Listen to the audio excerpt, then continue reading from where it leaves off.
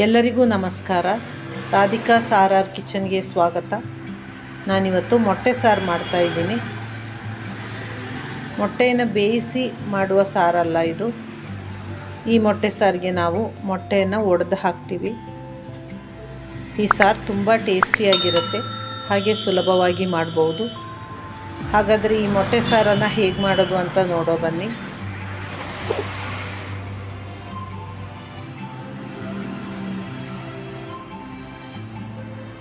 ಮೊದಲು ಒಂದು ಕಡಾಯಿ ಬಿಸಿ ಮಾಡಿ ಅದಕ್ಕೆ 4 ಟೀ ಸ್ಪೂನ್ ಎಣ್ಣೆ ಹಾಕಿ, ಎಣ್ಣೆ ಬಿಸಿ ಆದ ನಂತರ ಅರ್ಧ ಟೀ ಸ್ಪೂನ್ ಸೋಂಪು ಹಾಕಿ, ನಂತರ ಅದಕ್ಕೆ 2 ಈರುಳ್ಳಿಯನ್ನು ತೆಳ್ಳಗೆ ಕಟ್ ಮಾಡಿ ಹಾಕಿ, ಸ್ವಲ್ಪ ಕರಿಬೇವಿನ ಸೊಪ್ಪು,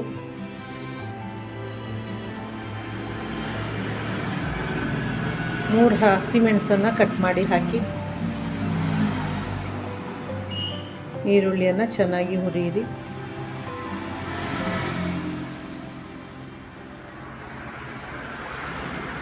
ಈರುಳ್ಳಿ ಕೆಂಪಗಾದ ನಂತರ ಅದಕ್ಕೆ ಸ್ವಲ್ಪ ಶುಂಠಿ ಬೆಳ್ಳುಳ್ಳಿಯನ್ನು ಜಜ್ಜಿ ಹಾಕಿ,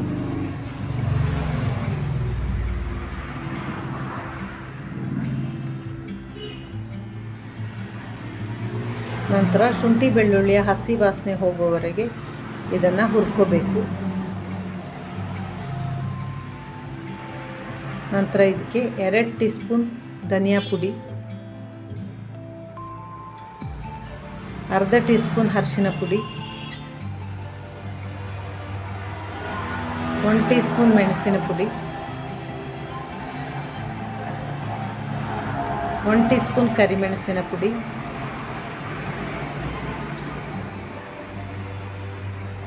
2 ಟೀ ಸ್ಪೂನ್ ಚಿಕನ್ ಮಸಾಲ ಹಾಕಿ ಅಥವಾ 1 ಟೀ ಸ್ಪೂನ್ ಅಷ್ಟು ಗರಂ ಮಸಾಲ ಹಾಕಿ, ನಂತರ ಈ ಮಸಾಲೆಯ ಹಸಿ ವಾಸನೆ ಹೋಗೋವರೆಗೆ ಅದನ್ನು ಹುರ್ಕೋಬೇಕು.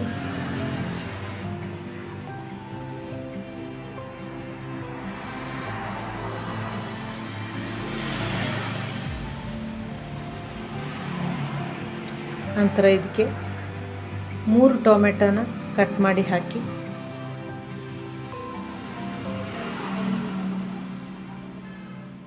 ನಂತರ ಅದನ್ನು ಮಿಕ್ಸ್ ಮಾಡ್ತಾ ಇರಿ.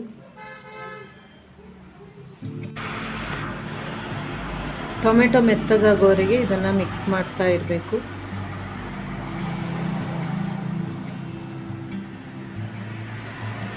ಇದಕ್ಕೆ ಒಂದು ಮುಚ್ಚಳ ಮುಚ್ಚಿ 2 ನಿಮಿಷದವರೆಗೆ ಇದನ್ನು ಬೇಯಿಸ್ಕೋಬೇಕು. ಇದನ್ನು ಮೀಡಿಯಂ ಫ್ಲೇಮಲ್ಲಿ ಬೇಯಿಸ್ಕೋಬೇಕಾಗತ್ತೆ, ಇಲ್ಲದಿದ್ದರೆ ಸೀದೋಗುತ್ತೆ ಅದು. 2 ನಿಮಿಷ ಬೆಂದ ನಂತರ ಮುಚ್ಚಳ ತೆಗೆಯಿರಿ. ಟೊಮೆಟೊ ಎಲ್ಲ ಚೆನ್ನಾಗಿ ಬೆಂದಿದೆ.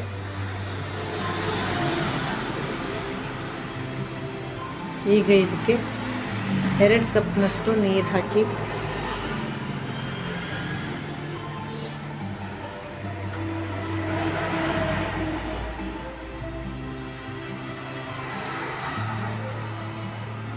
ಚಪಾತಿಗಾದರೆ 1 ಕಪ್ ಹಾಕಿದರೆ ಸಾಕು, ಸ್ವಲ್ಪ ಗಟ್ಟಿಯಾಗಿರುತ್ತೆ ಸಾರು.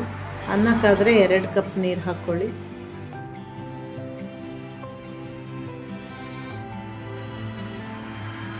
ನಂತರ ಇದಕ್ಕೆ ರುಚಿಗೆ ಬೇಕಾದಷ್ಟು ಉಪ್ಪನ್ನು ಹಾಕಿ ಚೆನ್ನಾಗಿ ಮಿಕ್ಸ್ ಮಾಡ್ಕೋಬೇಕು.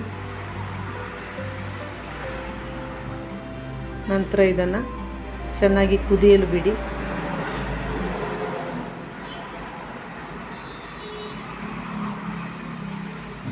ಚೆನ್ನಾಗಿ ಕುದಿ ಬಂದ ನಂತರ ಸ್ವಲ್ಪ ಕೊತ್ತಂಬರಿ ಸೊಪ್ಪನ್ನು ಕಟ್ ಮಾಡಿ ಹಾಕಿ ಮಿಕ್ಸ್ ಮಾಡಿ,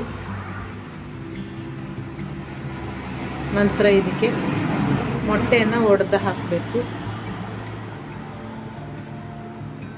ಮೊಟ್ಟೆಯನ್ನು ಸ್ವಲ್ಪ ದೂರ ಆಗಿ ಒಡೆದು ಹಾಕಿ. ಈ ಸಾರು ಮಾಡುವಾಗ ಸ್ವಲ್ಪ ಅಗಲವಾದ ಪಾತ್ರೆ ತಗೊಂಡ್ರೆ ಒಳ್ಳೆಯದು, ಆಗ ಮೊಟ್ಟೆ ಒಂದಕ್ಕೊಂದು ಅಂಟಲ್ಲ.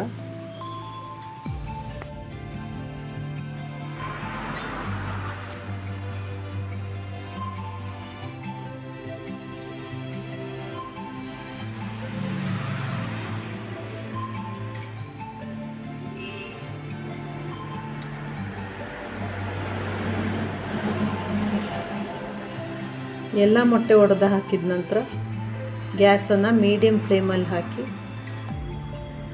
ಇದನ್ನು ಮುಚ್ಚಿಟ್ಟು ಒಂದು 2 ನಿಮಿಷ ಬೇಯಿಸ್ಕೋಬೇಕು.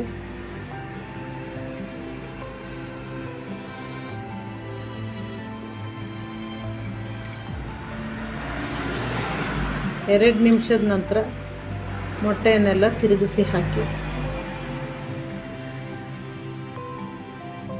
ನಿಧಾನವಾಗಿ ಹಾಕಿ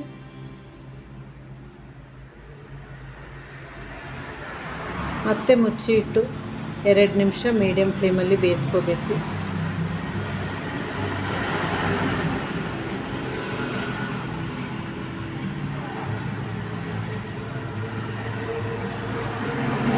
ಈಗ ಮೊಟ್ಟೆ ಸಾರು ರೆಡಿಯಾಗಿದೆ.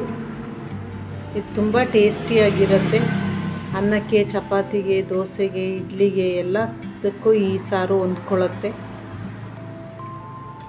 ಇದನ್ನು ನೀವು ಒಮ್ಮೆ ಟ್ರೈ ಮಾಡಿ ನೋಡಿ. ನನ್ನ ಈ ವಿಡಿಯೋ ಇಷ್ಟ ಆದರೆ ಲೈಕ್ ಮಾಡಿ, ಶೇರ್ ಮಾಡಿ, ಕಮೆಂಟ್ ಮಾಡಿ. ಹಾಗೆ ನನ್ನ ಚಾನಲ್ಗೆ ಸಬ್ಸ್ಕ್ರೈಬ್ ಆಗಿ ಫ್ರೆಂಡ್ಸ್.